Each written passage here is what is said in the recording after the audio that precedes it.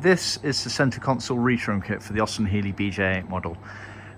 This has been cut in vinyl on our CNC machine. We can also offer this in leather if you prefer.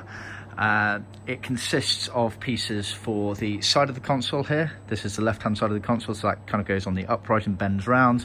Right hand side of the console bends up. This wine bottle shaped piece is for the top console area. Then this piece here is for the speaker / radio area, so that's on the vertical effectively.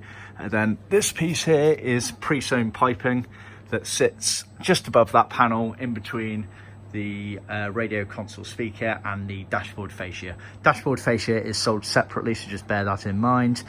We also supply pre-cut 3mm foam for the left, right and center pieces there.